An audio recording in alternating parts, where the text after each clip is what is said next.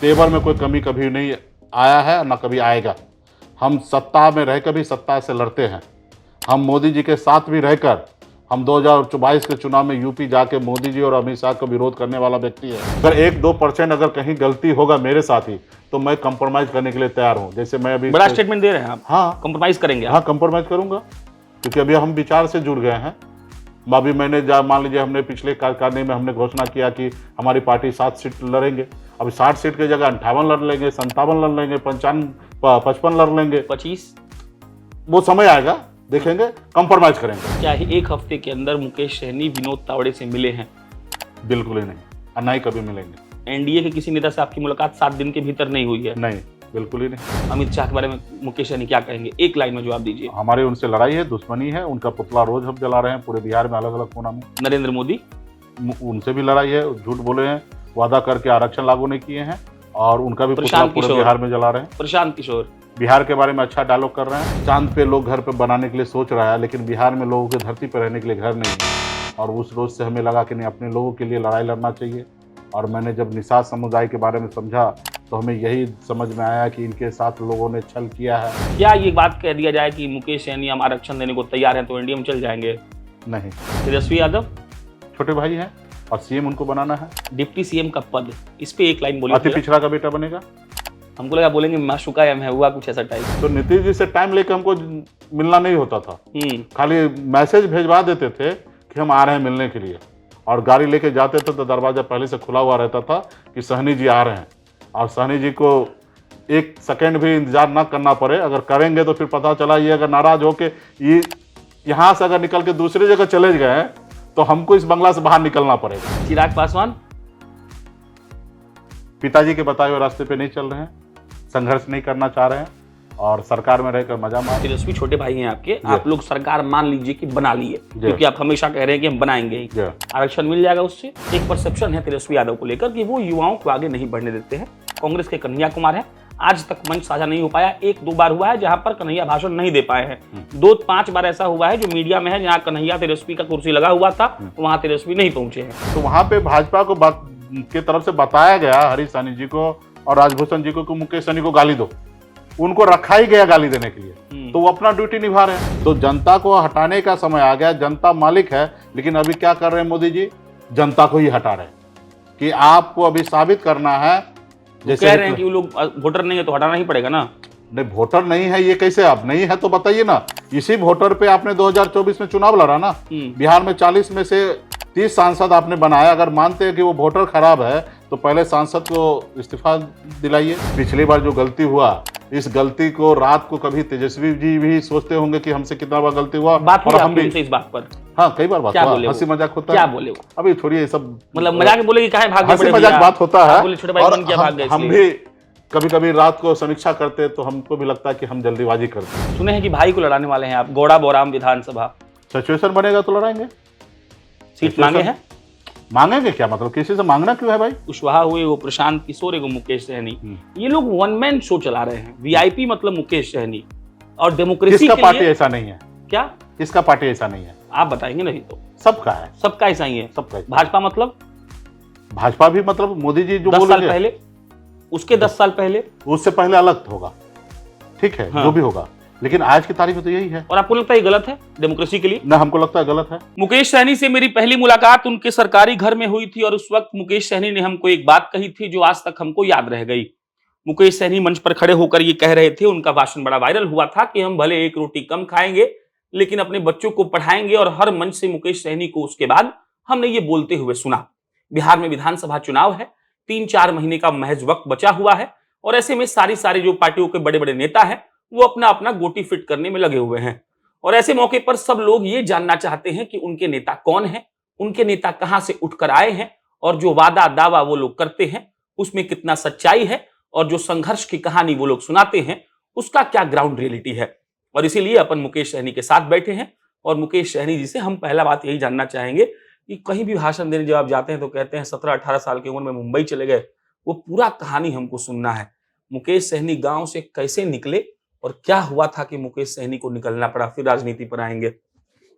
देखिए, पूरा कहानी सुनिएगा तो बहुत लंबा होगा हाँ, और बिहार के भी घर-घर तक ये कहानी पहुँच चुका है, लेकिन जो आपके साथ चर्चा हम ज़रूर करेंगे।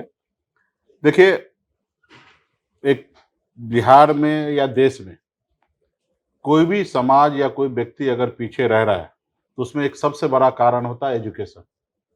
जिसके पास समझदारी आ जाए, तो निश्चित तौर पे वो अपने आने वाला भविष्य जो है, अपनी मंजिल जो है, वो तलाश लेते हैं। हुँ, तो खास करके हमने बिहार में देखा कि निषाद समुदाय में और अन्य बहुत सारे ऐसे छोटी-छोटी जाति में, समाज में हमने देखा कि एजुकेशन वहाँ पे बहुत कम है, जिसके कारण वो आगे नहीं बढ़ पाते। दुनिया का सबसे ज़्यादा पैसा कमाने वाला, वो सबसे आराम का काम करते हैं, एसी में बैठ के काम करते हैं और जो दुनिया में सबसे मेहनत वाला जो काम होता है, जो रोड पे खड्डा खोदना, रोड बनाना, वो सबसे मेहनत का काम करता है, लेकिन सबसे कम पैसा उन्हीं को मिलता है।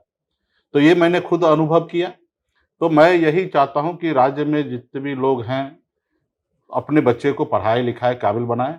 जब वो शिक्षित होगा तो निश्चित तौर पे वो अपना उसका मंज़िल क्या है ना, वो ढूँढ लेगा और जब तक वो शिक्षित नहीं होंगे, तो लोग अपने पीछे-पीछे घुमाएँगे, झूठा सपना दिखाएँगे और उनको उपयोग करेंगे हुँ, और उपयोग जब होते रहेंगे तो हमारा समाज वहीं का वहीं रहेगा।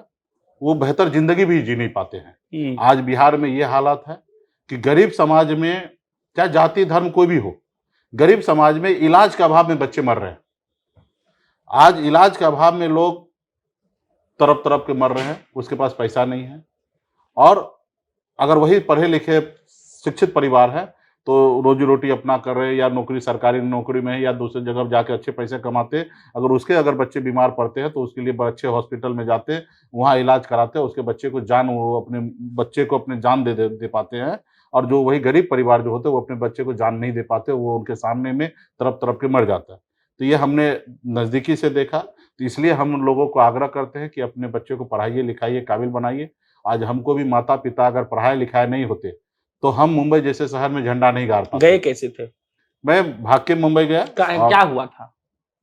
मतलब ये था कि विस्तार से अब समझिए कि गरीब परिवार में जन्म लिए, हर तरह का अभाव था और दोस्त के साथ था कि घर पे हर तरह का ताना मिलता था कि हम ज़िंदगी में क्या कर पाएँगे। तो अपनी ज़िंदगी को बेहतर बनाने के लिए मुंबई जैसे शहर चले गए।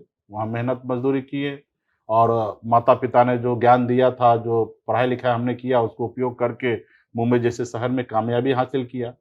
और उसके बाद मैं वहाँ से कामयाबी हासिल करने के बाद मैं देखा, बिहार में लोग चाँद पे लोग घर पे बनाने के लिए सोच रहा है, लेकिन बिहार में लोगों के धरती पे रहने के लिए घर नहीं है। और उस रोज़ से हमें लगा कि नहीं, अपने लोगों के लिए लड़ाई लड़ना चाहिए। और मैंने जब निषाद समुदाय के बारे में समझा, तो हमें यही समझ में आया कि इनके साथ लोगों ने छल किया है। इनको लोग नहीं चाहते कि ये समाज आगे बढ़े और इसके लिए हमें लड़ाई लड़ना चाहिए। जब बंगाल में एससी का आरक्षण है, तो बिहार में भी होना चाहिए। जब दिल्ली में आरक्षण है एससी का, तो बिहार में भी, उत्तर प्रदेश में भी होना चाहिए। और जब इसके लिए हम लड़ाई लड़ने लगे, तो धीरे-धीरे पता चला कि देश में जो है, नेता का ही चलता है। हुँ, नेता जो चाहेंगे वही होगा। और हमने नेता के पीछे लगा, घूमा-फिरा, देखा, उनका कहने पे हमने काम किया। लेकिन जब काम करा लेते थे, मज़दूरी देने का समय आता था, तो भूल जाता था कि आपका भी कोई एजेंडा है। और फिर मैं उनके पीछे-पीछे घूमते रहा, एहसास किया कि हमारे साथ भी चीटिंग हो रहा है और हमसे पहले हमारे ना जाने कितने हमारे समाज के साथ गलत हुआ, चीटिंग हुआ।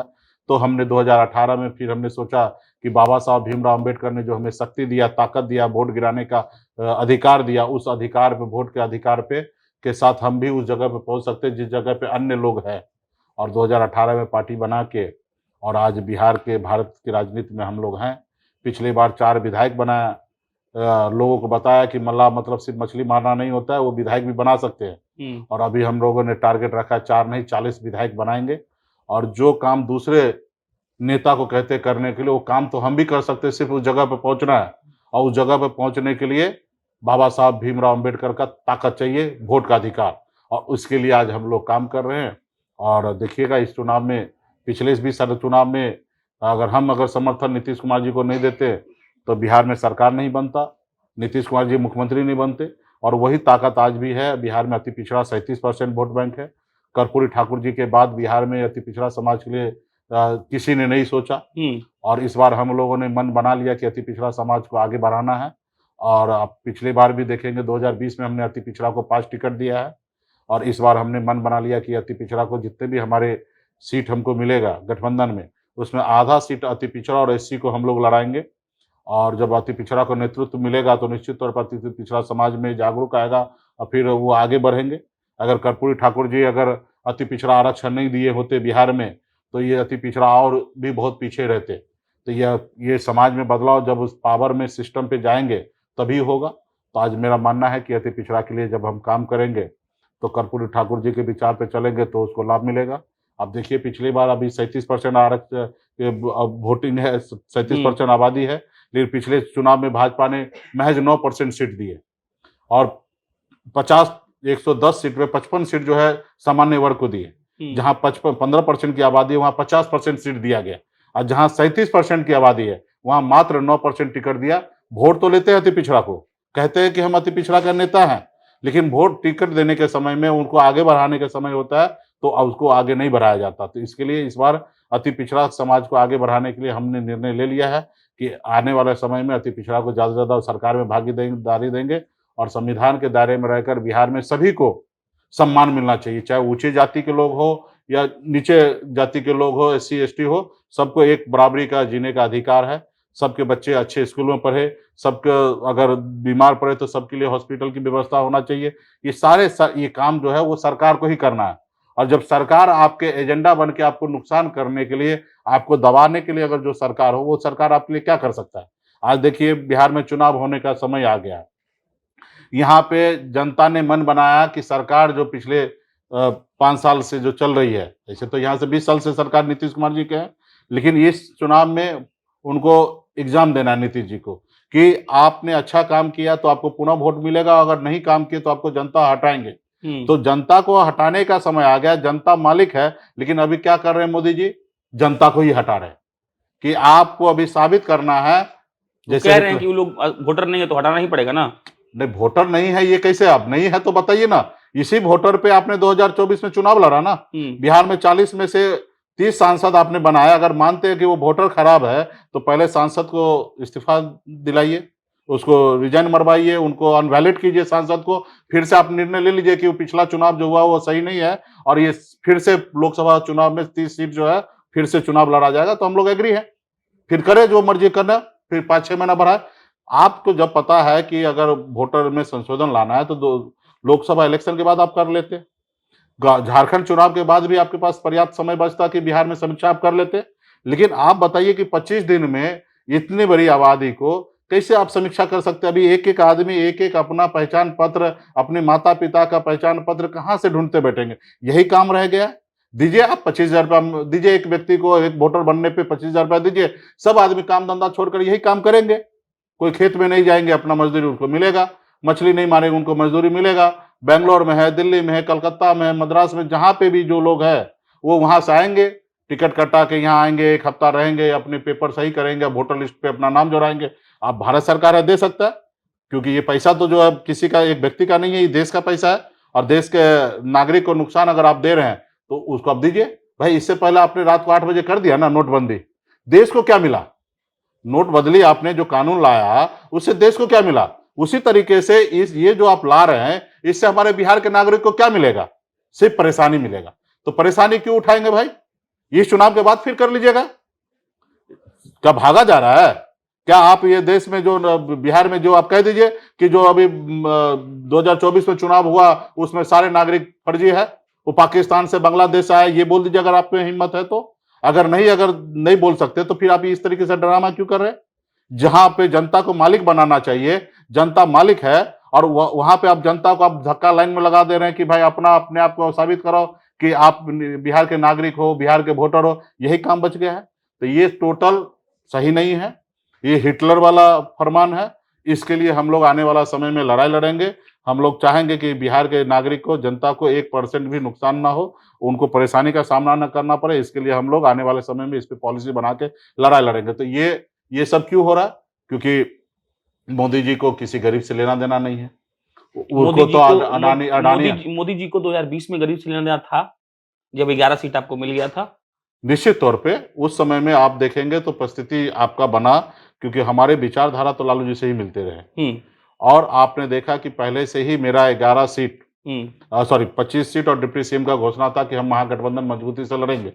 लेकिन एंड टाइम पे हमें गठबंधन से हमारा सीट का नाम का घोषणा नहीं होता है और एंड टाइम पे हम गठबंधन तोड़ते हैं और गठबंधन तोड़ने के बाद हम यही मोरिया होटल है, दूसरे दिन हम प्रेस कॉन्फ्रेंस करते हैं कि बिहार में 243 सीट पर हम चुनाव लड़ेंगे और अंदर से ये भी पता था कि हम चुनाव जब लड़ेंगे, क्योंकि पूरे बिहार में हमारी तैयारी 243 का नहीं है, हम निश्चित तौर पे चुनाव हारेंगे। और उस समय में हमें लगा कि हमारे साथ हमारे छोटे भाई तेजस्वी प्रसाद यादव जी कहीं न कहीं मेरे साथ नाइंसाफ़ी किए हैं और हम लड़ने के लिए जा रहे थे। उसी समय में मोदी जी ने कहा कि हम आपको आरक्षण देंगे, जिसके लिए आप बरसों से लड़ाई लड़ रहे हैं, तपस्या आप मेहनत कर रहे हैं, हम आरक्षण लागू करेंगे और अभी आप हमारे साथ आइए। तो हमने देश के प्रधानमंत्री पर, देश के गृह मंत्री पे हमने भरोसा किया कि नहीं ठीक है। और ये 5 साल पुराना बात है, हम तो एहसास कर लिए थे कि मोदी जी जो बोलते वो करते नहीं हैं। हमने 2014 का भी उनका नारा हमने देखा था कि 2 करोड़ युवा को नौकरी देंगे, विदेश से काला धन लाएँगे, तमाम ऐसी चीज़ें था। लेकिन उसके बावजूद भी जनता ने 2019 में बोला नहीं एक बार और देखते हैं। पूरे देश के लोगों ने उनको फिर से प्रधानमंत्री 2019 में बनाए। तो हमें देश के लोगों के साथ भी हमें जाना है कि ठीक है, एक बार नहीं कर पाए, हमको भी उम्मीद था कि दूसरी बार वो करेंगे। लेकिन हमको ये क्या पता है कि दूसरी बार भी नहीं करेंगे। तीसरी बार भी जनता ने उनको बहुमत दे ही दिया है गठबंधन का। तो हम तो जनता के हिसाब से चलते हैं ना, हम तो अपने हिसाब से चलते नहीं। हमें लगा कि नहीं ठीक है, मोदी जी स्वयं बोल रहे हैं कि हम आरक्षण लागू करेंगे और आपके साथ चलेंगे, साथ में साथ चुनाव के बाद करेंगे, तो हमको भी, क्योंकि मेरे अपनी व्यक्तिगत लड़ाई नहीं है। मेरा मोदी जी से कोई पर्सनल लड़ाई नहीं है कि वो गुजरात से आकर बिहार में दरभंगा जिला में जाके मेरा ज़मीन हड़प लिया। मेरा पर्सनल लड़ाई नहीं है, हमारी लड़ाई विचार की है। हमारी लड़ाई है कि आप जिस कुर्सी पे बैठे हो, आपका दायित्व बनता है कि फिशरमैन, निषाद समुदाय को आरक्षण रिजर्वेशन देना। और आप नहीं बैठे रहिएगा, कोई और बैठेगा तो उनसे भी हम लड़ाई लड़ेंगे। आज मोदी जी हैं तो मोदी जी से लड़ाई लड़ रहे हैं, कल राहुल गांधी जी आएँगे, राहुल गांधी जी अगर काम नहीं करेंगे तो राहुल गांधी जी से अगला लड़ाई सवाल वही था, लड़ेंगे। जो तेजस्वी छोटे भाई हैं आपके, जी, आप लोग सरकार मान लीजिए कि बना लिए, जी, क्योंकि आप हमेशा कह रहे हैं कि हम बनाएंगे ही, जी। आरक्षण मिल जाएगा उससे? मिलेगा? कैसे? क्यों नहीं? जब हमारे सहयोग से सरकार बनेगा बिहार में, वो हम तो आप मजबूत पास हो। कर रहे हैं, केंद्र को भेजेंगे। नहीं सुनिए ना, हाँ, केंद्र को तो हम भेजते रहेंगे। ठीक है, हर हफ्ते में एक बार अनुशंसा करेंगे। जैसे ठीक है। बिहार में नीतीश जी कैबिनेट बैठते हैं, हम्म, हर हफ्ता कैबिनेट पास करते हैं, तो हम हर हफ्ता भेजेंगे। मोदी जी पे ज़्यादा से ज़्यादा प्रेशर देंगे और वो कर दिए तो ठीक है, नहीं तो फिर 3 साल निकलने में कितना समय लगता है? तो अब अभी राहुल गांधी पर आप चले गए। नहीं, 3 साल में हाँ, फिर हम जैसे बिहार में पावर में आ गए हैं, वैसे हाँ, दिल्ली में भी आ जाएँगे।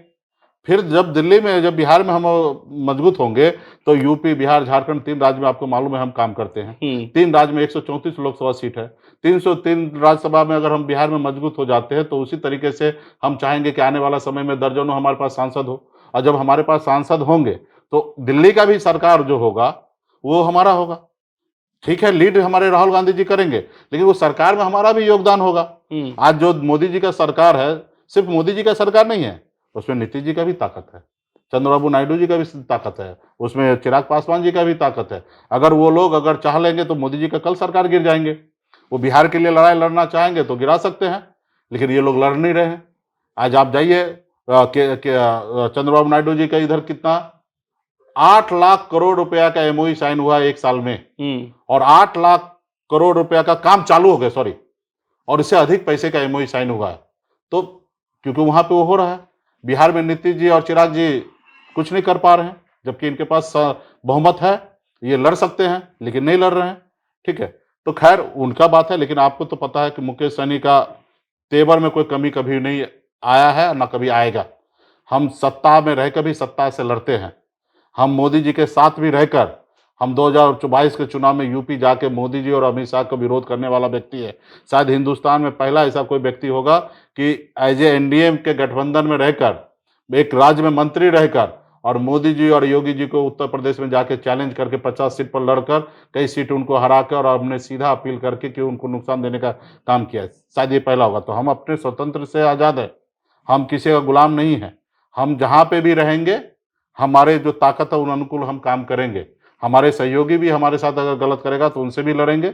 और अभी तो आपने देखा कि किस तरीके से मोदी जी ने हमारे विधायक को खरीद लिया, हमको सरकार से बाहर कर दिया। जो सरकार हमने बनाया था, निषाद समाज ने बनाया, संघर्ष के करके पिछले 10 सालों से लगातार 6 साल से संघर्ष करके 4 विधायक बनाया, लेकिन भाजपा ने ले लिया है। तो अभी इस बार बदला लेना है। तेजस्वी भरोसा है, भरोसा है। प्रेस कॉन्फ्रेंस होगा, नाम अनाउंस नहीं होगा, फिर क्या मुकेश सहनी की पीठ अभी छाती में लगेगा कुछ? ऐसे परिस्थिति नहीं होगा। कोई भी गलती करता कैसे है एक बार देखिए, कोई भी गलती एक बार करता है। हाँ। आप भी गलती जिंदगी में ठीक। बार बार नहीं कीजिएगा, या मैं भी अपनी जिंदगी में बार बार गलती नहीं करेंगे। पिछली बार जो गलती हुआ, इस गलती को रात को कभी तेजस्वी जी भी सोचते होंगे कि हमसे कितना बार गलती हुआ, बात हुई और हम आपकी भी। उनसे इस बात पर? हाँ, कई बार बात क्या हुआ, बोले वो? हंसी मजाक होता क्या है। बोले वो? अभी छोड़िए ये सब, मतलब मजाक में बोले कि काहे भाग गए हंसी बड़े मजाक भैया? बात होता आप है। बोले छोटे भाई और बन किया भाग गए हम इसलिए। भी कभी कभी रात को समीक्षा करते हैं तो हमको भी लगता है कि हम जल्दीबाजी कर दिए। अच्छा। हम थोड़ा इंतजार करते हैं, वेट करते हैं, तो राजनीति का अनुभव उस समय में कम था, जिसके कारण हमने जल्दीबाजी कर लिया। तो हमको भी कभी कभी अपने आप में अफसोस होता है कि नहीं, थोड़ा रुक जाते तो शायद कुछ बेहतर हो जाता। शायद वो जो बोले कि कल प्रेस कॉन्फ्रेंस करेंगे, शायद वो कर लेते। लेकिन हमको उम्मीद उस समय नहीं लगा, इसलिए हमने गठबंधन तोड़ लिया। तो कोई भी आदमी एक ही बार गलती करेगा। आज आपको मालूम होगा कि बिहार में पिछले 5 सालों में, यानी कि लोकसभा विधानसभा इलेक्शन के बाद हमने 3 चुनाव लड़ा है।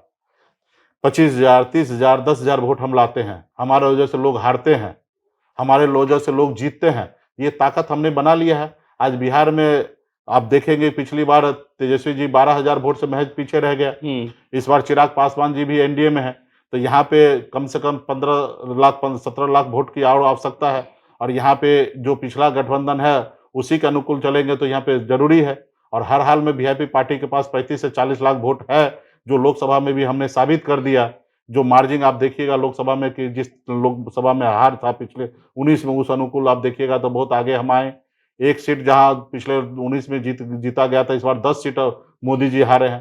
तो कहीं ना कहीं अति पिछड़ा समाज, निषाद समाज का और जनता का भरपूर सहयोग महागठबंधन के पक्ष में आया। तो इस बार महागठबंधन के सरकार बनेंगे, और इसमें गलती मुझे लगता है ना तेजस्वी जी करेंगे ना मैं करूंगा। एक परसेप्शन, अगर 1-2% अगर कहीं गलती होगा मेरे साथ ही, तो मैं कंप्रोमाइज करने के लिए तैयार हूं। जैसे मैं अभी बड़ा स्टेटमेंट दे रहे हैं आप। हाँ, कंप्रोमाइज करेंगे हाँ आप? कंप्रोमाइज करूंगा, क्योंकि अभी हम विचार से जुड़ गए हैं। अभी मैंने मान लीजिए हमने पिछले कार्यकारिणी में हमने घोषणा किया कि हमारी पार्टी 7 सीट लड़ेंगे। अभी 60 सीट की जगह 58 लड़ लेंगे, 57 लड़ लेंगे, 55 लड़ लेंगे। 25? वो समय आएगा, देखेंगे, कंप्रोमाइज करेंगे। अब एक थोड़ा सा एक परसेप्शन, कंप्रोमाइज तो एक थोड़ा सा ही होता ना, मुकेश, बहुत ज्यादा कंप्रोमाइज तो मुकेश नहीं एक होता ना। परसेप्शन है कि फिर वो बहुत ज्यादा कंप्रोमाइज करने जाएंगे तो हमारी वजूद खत्म हो जाएगा। तो भाई, आज अति पिछड़ा का 37% वोट है। आज अगर हम कंप्रोमाइज पूरा ही कर लेंगे तो हम डिप्टी सीएम अति पिछड़ा का बेटा कैसे बनेगा? जब सरकार में हिस्सेदारी होगा तब ना डिप्टी सीएम बनेंगे। आज हमको लोग ऑफर करता है, क्या ये भारत सरकार में मंत्री बन जाइए, इधर बन जाइए, उधर बन जाइए, हम सबको हाथ जोड़ लेते हैं। बोला ऐसे सरकार में हम नहीं जाएंगे जहां हमारा एगो ना विधायक है, ना ऐसे सरकार में नहीं जाएंगे जहां हमारा एगो सांसद है। आपका मंत्रिमंडल आप मुबारक रखिए।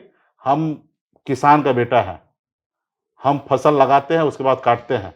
तो हम पहले सांसद विधायक बनाएंगे, उस सरकार में हम कॉलर टाइट करके रहेंगे। अब किसी के मेहरबानी पे हम क्यों रहेंगे?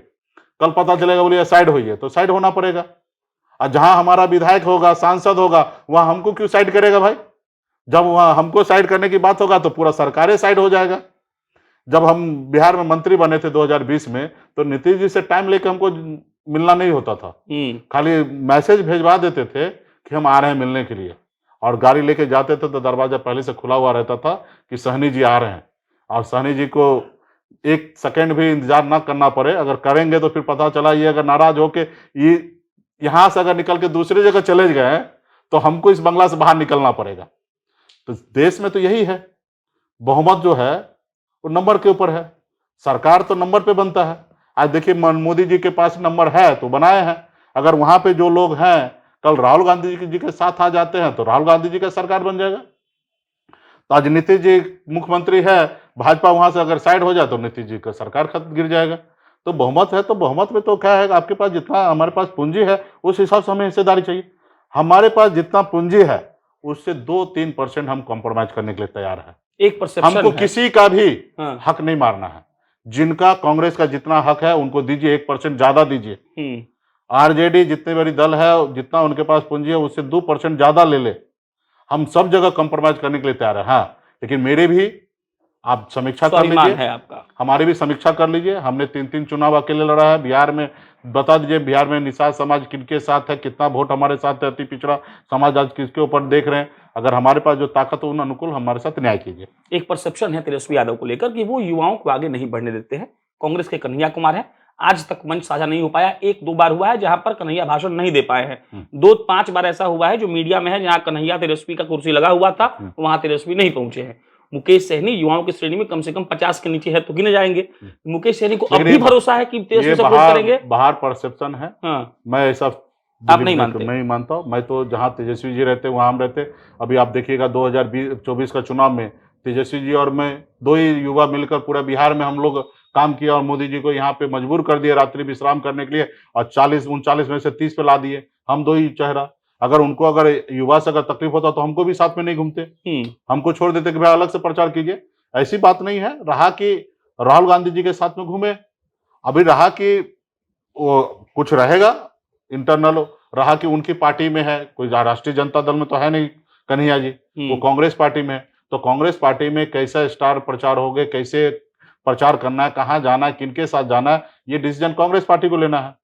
आरजेडी को आरजेडी में लेना है, वीआईपी पार्टी को हमको लेना है कि हमारे साथ हमारे कौन नेता तेजस्वी जी के साथ घूमेंगे, कौन नहीं घूमेंगे, ये डिसीजन हमको लेना है। तो जो भी चीजें आप बोल रहे हैं वो कांग्रेस पार्टी का है। कहीं रास्ते में मिलेंगे तो इसमें मुझे नहीं लगता कि कोई आपत्ति है। अगर आपत्ति होगा तो बोल देंगे कन्हैया जी को कांग्रेस में नहीं लेने देते, लेकिन उनको किसी से नहीं आपत्ति, ना पप्पू यादव से ना है, ना कन्हैया जी से, ना किसी से है। ठीक है, ये हमें जहां तक लगता है।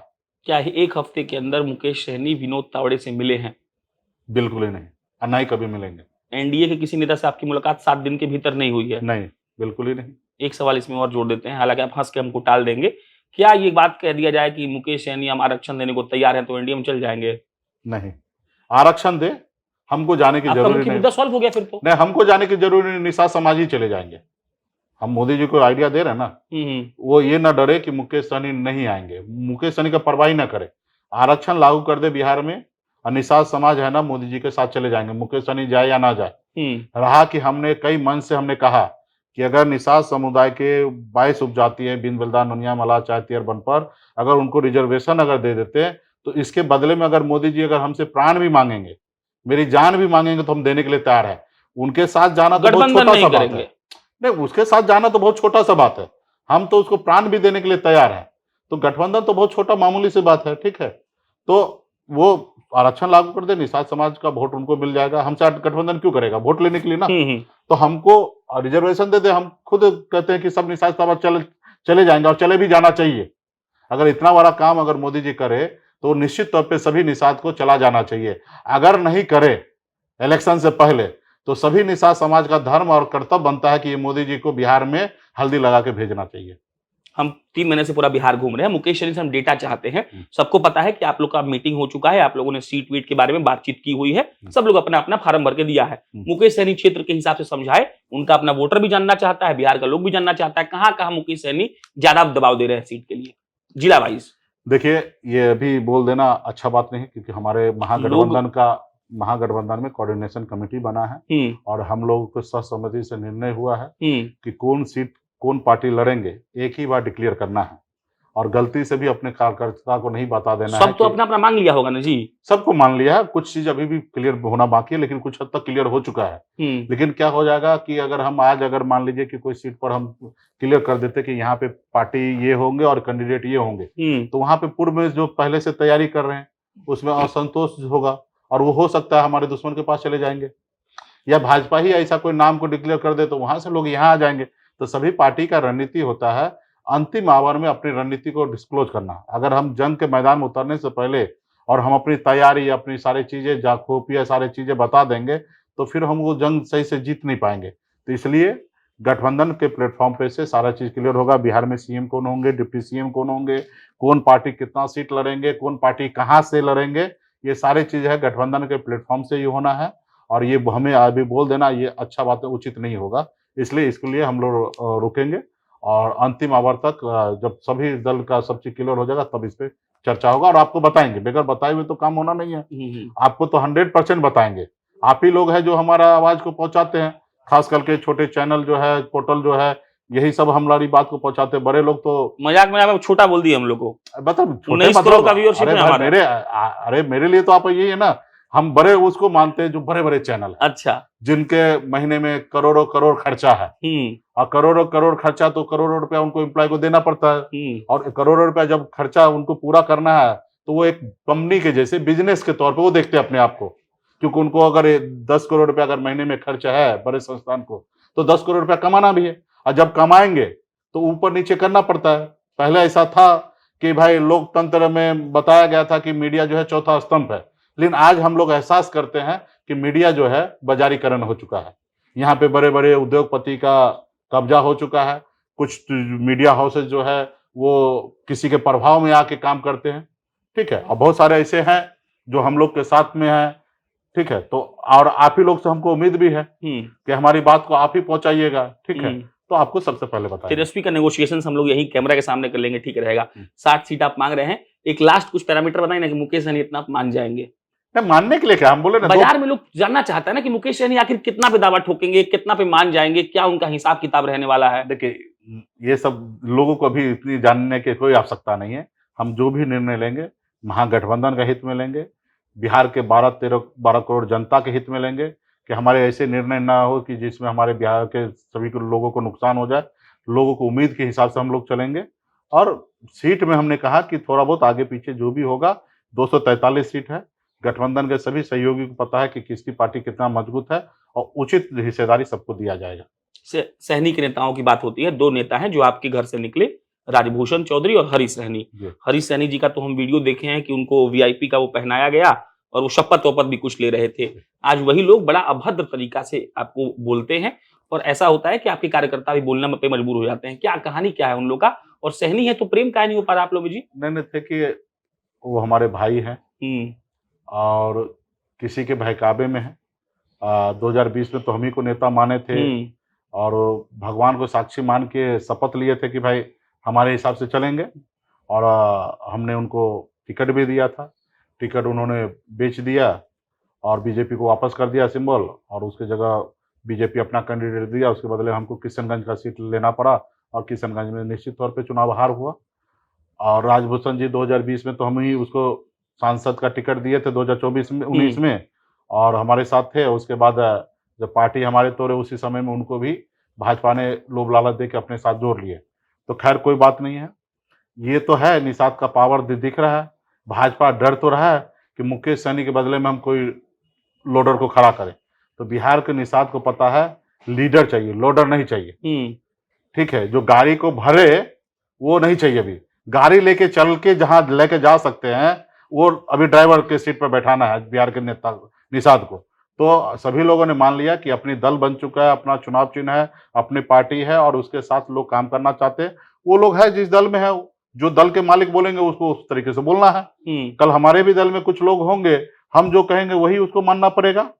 भाजपा में है, कांग्रेस में है, या अन्य पार्टी में, सच्चाई ये है। ऐसे तो पार्टी के अंदर में सभी नेता को स्वतंत्र विचार रखना चाहिए, दल अपने हिसाब से रहना चाहिए। लेकिन अभी आजकल राजनीति इस तरीके से बन गया। पहले के राजनीति नहीं रहा कि जनता पार्टी में है तो एक ही आदमी सोचने के लिए नहीं है, सब लोग अगर कैपेबल है तो सब लोग सोचते थे। लेकिन आज की तारीख में अगर भाजपा है, मोदी जी और अमित शाह जो बोल दिए वही होगा भाजपा में। तो इस तरीके से परसेप्शन बन गया। तो वहां पे भाजपा को के तरफ से बताया गया हरीश सहनी जी को और राजभूषण जी को कि मुकेश सहनी को गाली दो। उनको रखा ही गया गाली देने के लिए, तो वो अपना ड्यूटी निभा रहे हैं। तो खैर मेरे नाम से अगर वो ड्यूटी निभा रहे हैं और उनको कुछ जिंदगी में तरक्की हो रहा है तो अच्छी बात है। लालू जी के नाम पे कितने लोग जी रहे, कमा रहे, खा रहे थे, ठीक है। तो खा रहे लालू जी है, चलो मेरे नाम से जी रहा, खा रहा, रह रहा, तो क्या फर्क गिरता है, ठीक है। उसी तरीके से मेरा भी है। मेरे नाम से अगर कोई किसी को तरक्की मिल रहा है, मेरे को गाली देने से अगर उसको उपलब्धि मिल रहा है, तो मुझे कोई फर्क नहीं पड़ता है। वो गाली देने से या वो विरोध करने से मैं हूं, वो है। डेमोक्रेसी की बात जब होती है, बिहार में 3 नेता है, उपेंद्र कुशवाहा हुए, वो प्रशांत किशोर, वो मुकेश सहनी। ये लोग वन मैन शो चला रहे हैं। वीआईपी मतलब मुकेश सहनी। और डेमोक्रेसी किसका पार्टी ऐसा नहीं है? क्या किसका पार्टी ऐसा नहीं है? आप बताएंगे नहीं तो? सबका है, सबका ऐसा ही है। सबका। भाजपा मतलब?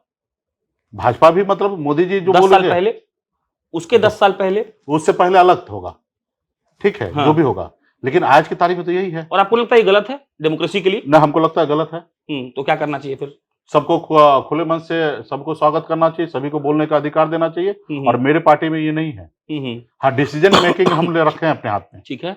लेकिन बहुत ऐसी चीजें हमारे पार्टी में नेता डिसाइड करता है कि क्या करना है। कार्यकर्ता के लिए सारे चीज व्यवस्था होता है। आप देखिएगा 2019 में राजभूषण जी को हमने चुनाव लड़ाया ना।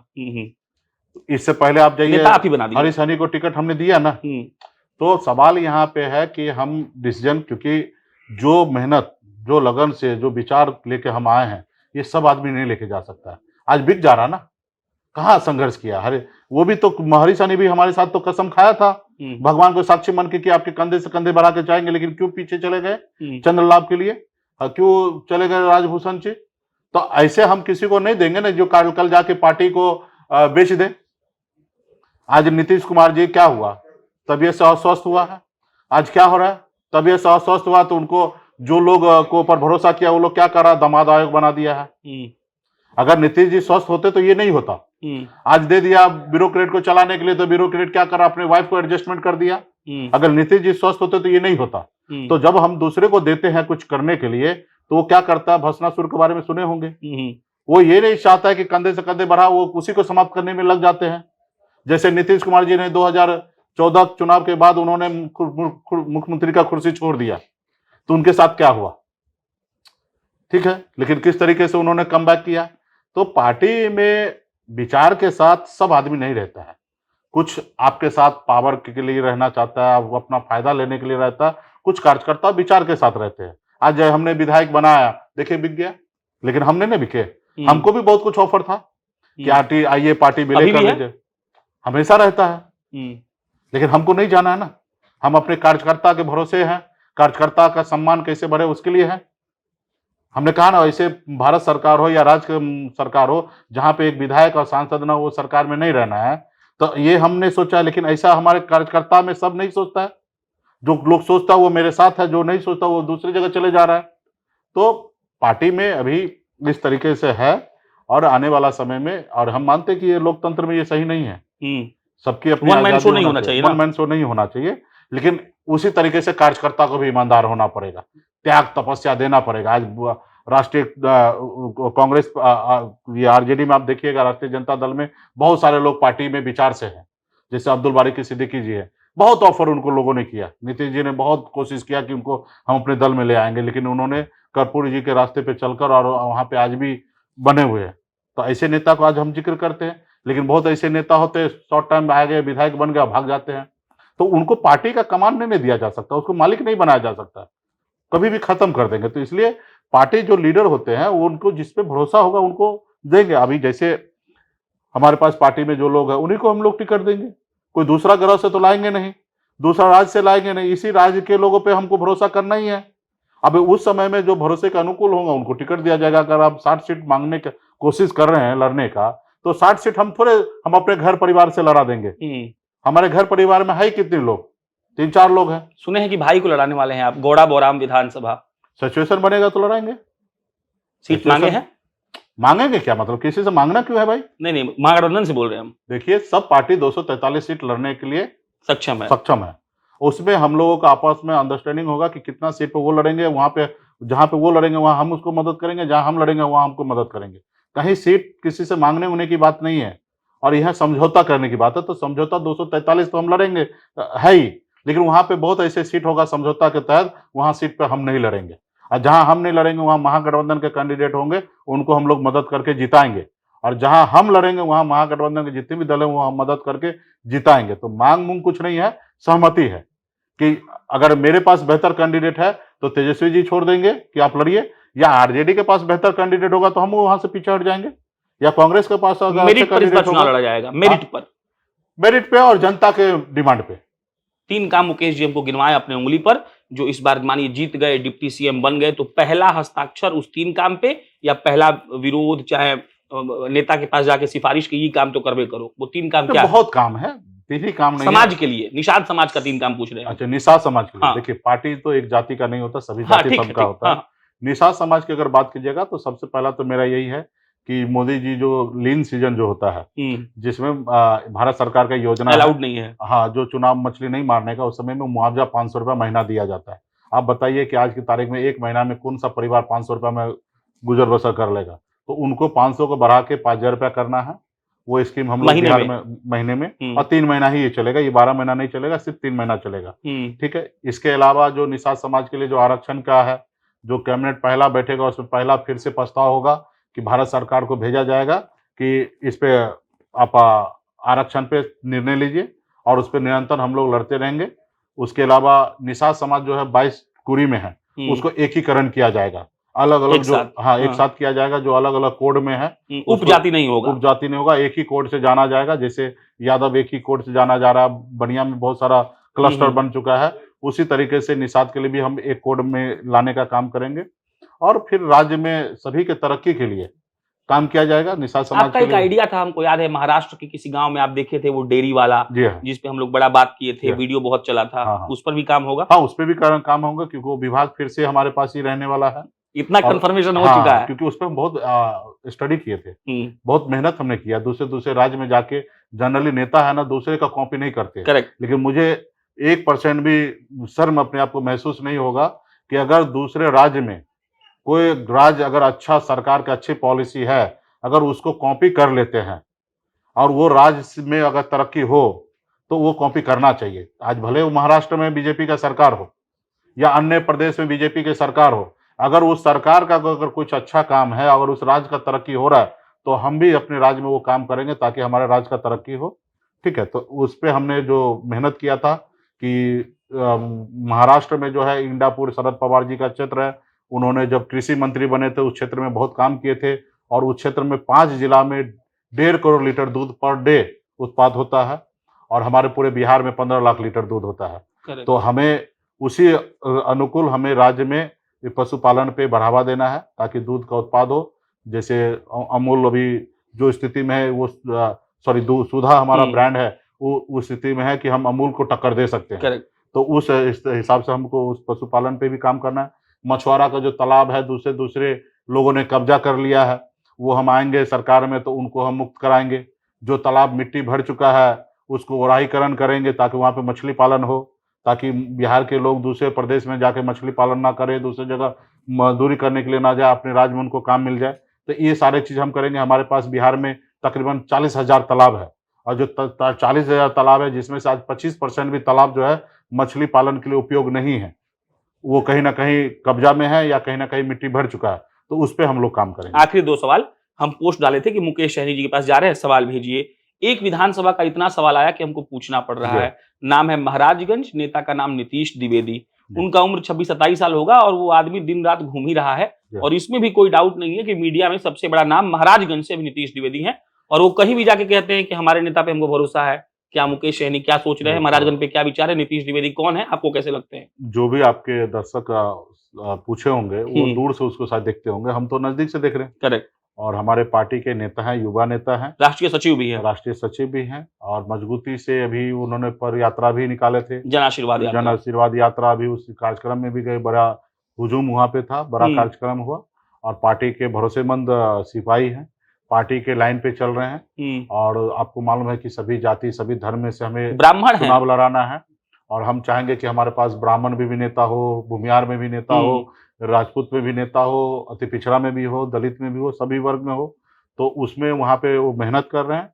वहाँ पे कांग्रेस का सिटिंग सीट है और हमारा प्रयास हो कि हमारे पास जहाँ कैंडिडेट है, जहाँ नेता है, वहीं पर हम सीट ले और जहाँ हमारे पास नेता होगा तो निश्चित तौर पे हम लड़ाएंगे। अब कुछ ऐसे जगह होता है कि सीट मिल जाता है, पार्टी में नेता नहीं होता तो मजबूरन दूसरे दल से उनको चुनाव लड़ाना पड़ता है। जैसे पिछले लोकसभा चुनाव में देखिएगा मोतिहारी में हमें वहाँ पे समीकरण में कुशवाहा फिट बैठा कि ये जीत हासिल कर लेंगे और बहुत हद तक उन्होंने जीत के नजदीक तक भी पहुंचे, लेकिन वहाँ पे पार्टी में कुशवाहा नेता नहीं था जिसके कारण हमें वहाँ आरजेडी से लेना पड़ा और हम वहाँ पे लड़ाए। तो हम चाहते कि सब क्षेत्र में वीआईपी पार्टी का कैंडिडेट हो और जहाँ पे मौका मिलेगा, जो उनका जनता का राय विचार होगा, सर्वे होगा और उस सर्वे का अनुकूल जो अच्छे कैंडिडेट होंगे वहाँ पे ना तेजस्वी जी रोकेंगे, ना मैं रोकूंगा या ना हमारे कांग्रेस रोकेंगे। जो अच्छे उम्मीदवार होंगे, योग्य उम्मीदवार होंगे, जीतने वाले होंगे, जिसके जनता मन बना लेंगे कि इनको जिताना है, उसके साथ हम लोग जाएंगे, अपनी मनमर्जी नहीं करेंगे। शायद 1-2 सीट पर ऐसा हो सकता है मनमर्जी कर ले हम, जहां स्वयं हमें लड़ना है। अच्छा, हम लड़ेंगे, मुकेश सहनी भी लड़ेंगे? हाँ लड़ेंगे। तो शायद ऐसे सीट पर हम मनमर्जी कर ले, वीटो लगेगा कि हमको लड़ना है, लेकिन बाकी जगह पे तो हमको तो जीत चाहिए। अब जीत होगा तो सरकार बनेगा और अच्छे जहाँ पे योग्य अगर उम्मीदवार है तो वहां पे तो हम नहीं चाहेंगे कि योग्य उम्मीदवार को साइड करके वहां पे किसी डम्बी कैंडिडेट को रखा जाए। हमें तो जीत हासिल करना है, मोदी जी से लड़ाई लड़ना है। तो वहां पे हम लोग खुले मन से, चाहे वो तेजस्वी जी हो या कांग्रेस पार्टी हो या मैं हूँ, मजबूती से अच्छे से कैंडिडेट को आखिरी लोग सवाल, बनाएं। 5-7 नाम लेते हैं, एक एक लाइन में बस बोलिएगा और एक लाइन ज्यादा मत बोलिएगा। शुरू करते हैं अमित शाह से। जी, अमित शाह के बारे में मुकेश सहनी क्या कहेंगे? एक लाइन में जवाब दीजिए। हमारी उनसे लड़ाई है, दुश्मनी है, उनका पुतला रोज हम जला रहे हैं पूरे बिहार में अलग अलग कोना में। नरेंद्र मोदी? उनसे भी लड़ाई है, झूठ बोले हैं, वादा करके आरक्षण लागू नहीं किए हैं और उनका भी पुतला प्रशांत पूरे किशोर? बिहार में जला रहे हैं। प्रशांत किशोर बिहार के बारे में अच्छा डायलॉग कर रहे हैं, डायलॉग कर रहे हैं। अच्छा बोल रहे हैं हाँ, और उनका पुराना इतिहास को अगर समझिएगा तो जिस फील्ड से आए तो उन अनुकूल में फिट बैठता है और संघर्ष कर जीतन रहे हैं, राम अच्छा बोल मांझी। रहे हैं तो अच्छी बात है। जीतन राम मांझी। ठीक है, सिर्फ क्या परिवार को ठीक है? लेकर कुछ चल तो रहे हैं, बोलिए। सिर्फ परिवार को लेकर चल रहे हैं, चिराग पासवान? पिताजी के बताए हुए रास्ते पे नहीं चल रहे हैं, संघर्ष नहीं करना चाह रहे हैं और सरकार में रहकर मजा मार रहे हैं। उपेंद्र कुशवाहा? संघर्षशील व्यक्ति है, लालू यादव? उसका तो जवाब ही नहीं है। गरीब पिछड़ा दलित के लिए भगवान है। तेज प्रताप यादव? तेज प्रताप जी लालू जी के सुपुत्र हैं और बीच में कुछ चीजें हुआ है जिससे हम लोग असहज हुए हैं और इसको अलग तरीके से भी डील किया जा सकता था। अभी तो पार्टी से और परिवार से उनको बाहर किया गया है और हमारे अच्छे मित्र थे और हैं भी। तेजस्वी यादव? छोटे भाई हैं और सीएम उनको बनाना है। डिप्टी सीएम का पद, इस पे एक लाइन बोलिए। अति पिछड़ा का बेटा बनेगा।